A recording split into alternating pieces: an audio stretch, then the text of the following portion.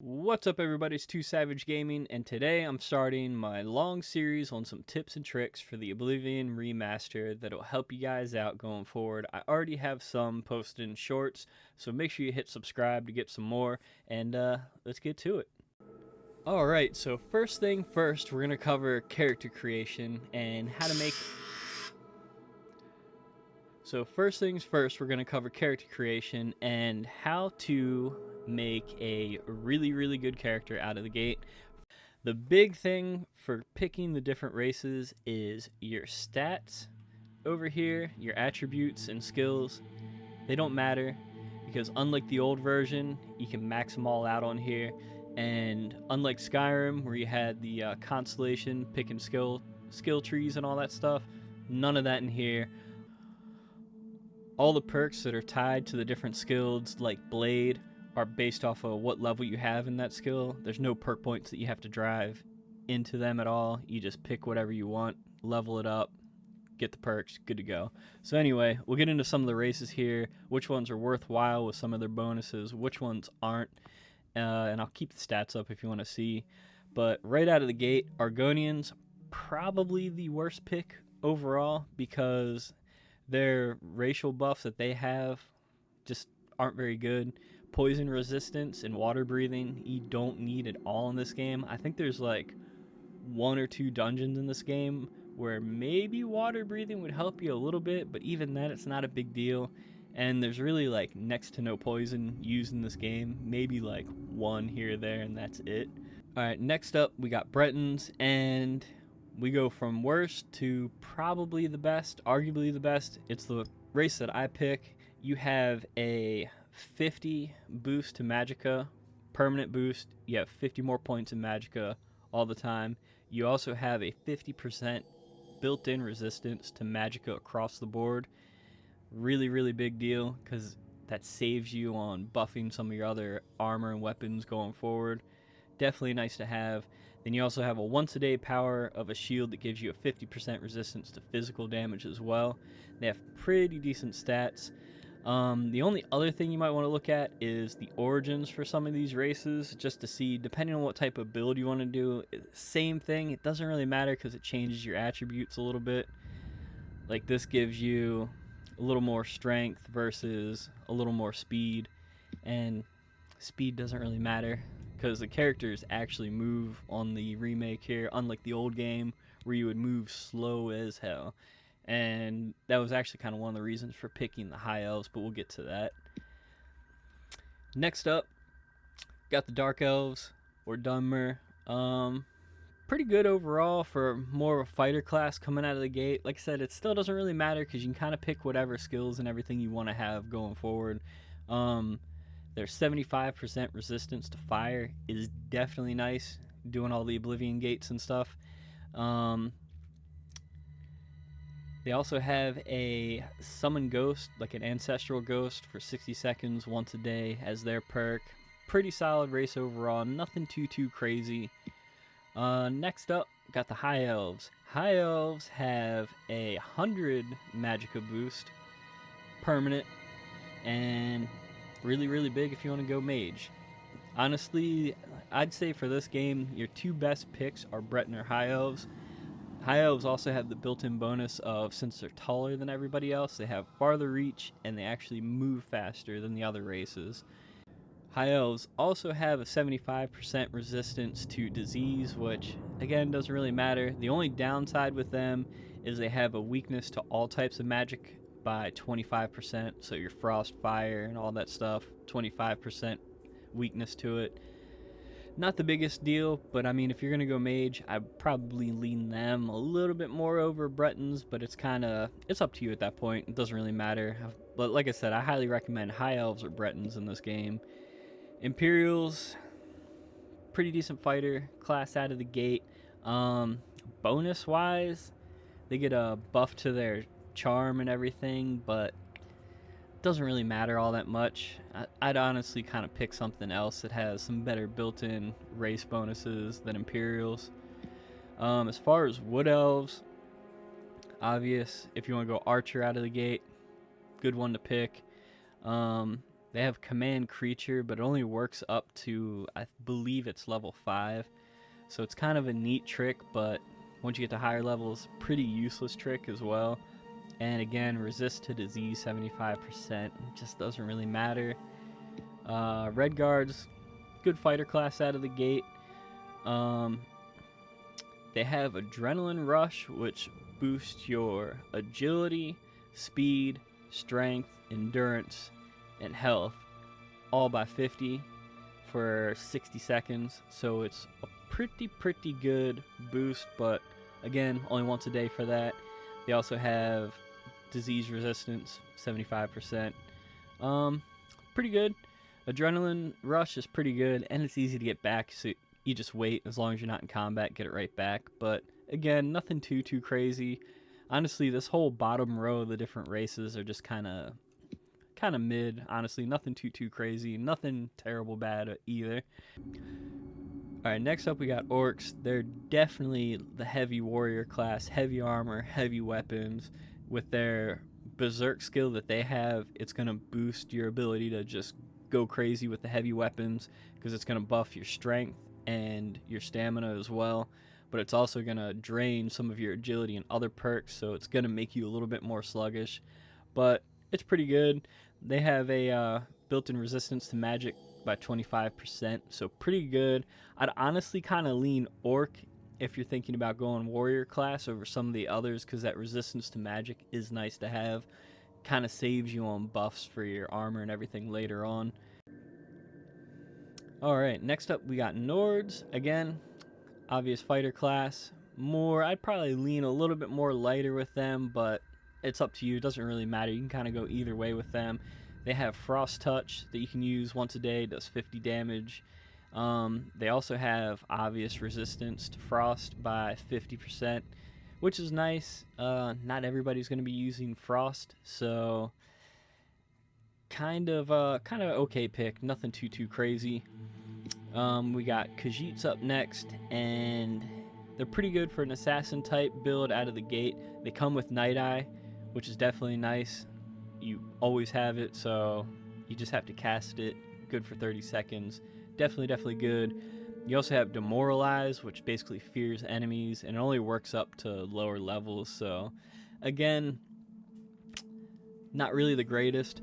Honestly, if it were up to me, I would probably go between Orc if you're going fighter, and High Elf, more so of a mage, and probably Breton if you're leaning kind of like a hybrid type build. You want to do a little bit of everything.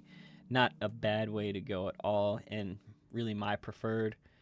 Alright, and now we got the birth signs. Some of these I would argue are completely useless. This being one of them. Fortify endurance and strength by 10 points a piece for the warrior. You'll be leveling these skills up and maxing them out, so I wouldn't bother taking any of these that boost certain skills like this. The mage, pretty decent one, increases your magicka by 50 points. Obviously, if you're a mage, take this one. Good, give you an extra 50. You go high elf, you're gonna have an extra 150. Breton, you're gonna have an extra 100. Another kind of useless one, the thief, same thing. It's bumping up your agility, speed, and luck. Might seem nice out of the gate, but in the long run, it's just not really worth it. The shadow, another one. I'm not a big fan because you can get invisibility spells and stuff like chameleon later on in the game that are gonna replace this anyway, so it's kind of a useless. I mean, in a pinch it might be good, but that's about it. I really just wouldn't recommend it. The apprentice is pretty good. It increases your magicka by 100 points. So high elf, you're getting 200 points in magic over anybody else. But you also have that massive 100% weakness to magic, so you're gonna have to try and negate that. You could take this with like a Breton or Orc to bump up your magic. More so the Breton, because they're a little bit better at magic. And they also have that 25% resistance to magic, so be a little bit easier to negate it.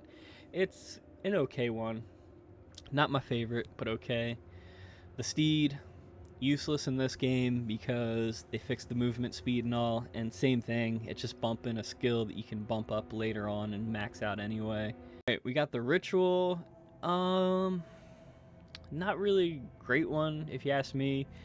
You have Blessed Word, which scares undead away, but I mean, we're trying to fight stuff. That's the type of game it is anyway, so just kind of whatever.